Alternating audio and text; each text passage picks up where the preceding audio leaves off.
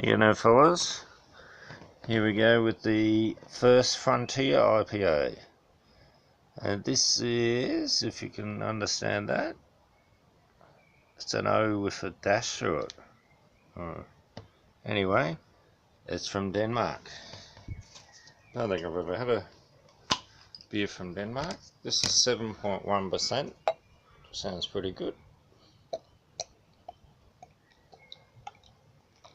Can't understand a few of the things that are written on there. But it's quite good they've included a bit of English. We all got pieces of crazy in us. Some bigger pieces than others. Cheers. Looks like a pretty cloudy kick-ass.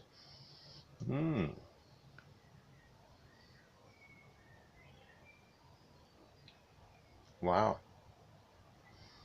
What a mouthful. A lot of flavour.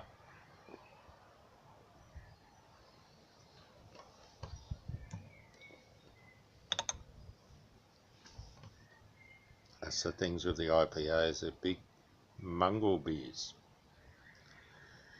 You don't really want to scull it for two reasons. It's cold. No, it's a real mouthful, you know. It's not one of those beers you want straight after work on a hot day. This is more of a cooler evening beer.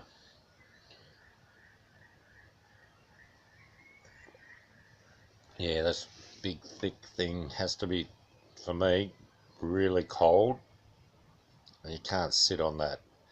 It's got to be drunk pretty quickly. Don't let it get warm. That's why it's not so good drinking those on a hot day, I reckon. I never made it to Denmark, but I suppose they've got chickens there and old homesteads like that. Pretty similar sort of scenery to, say, Germany. All of a sudden, we're in Mexico. The first frontier. Here you go, boys. What a beauty. Thanks for that. Travel story? Well, we didn't make it to Denmark, so there's no fucking story, is there? My mate went there. Julian, though. And he went through Hungary, and he drove there. And he had one of those Volkswagen Beetle, or not a Beetle, a bloody camper van. And they camped just out of, where was it? Budapest. And in the morning he got out to have a whiz, you know, just parked on the side of the road. And while he was whizzing, he could smell something and looked around. He was surrounded by wild marijuana, all ready to be picked. All the heads were dry or nearly dry, just perfect. So he loaded up the car,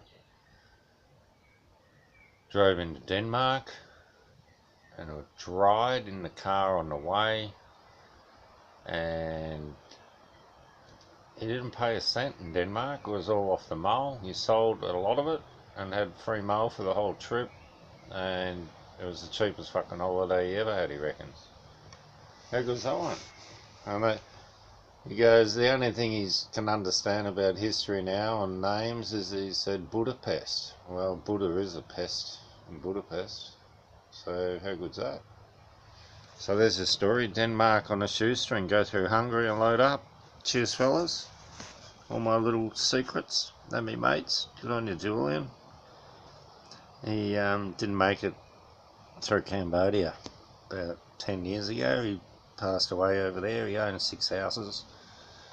I used to tell him to spend his money, but anyway. When someone's a bit of a tight ass, it's hard to get them to part with their dollars. But, you know, he'd wear shitty shoes and old crappy clothes. But he was a top bloke. Miss you, Julian. See you, mate.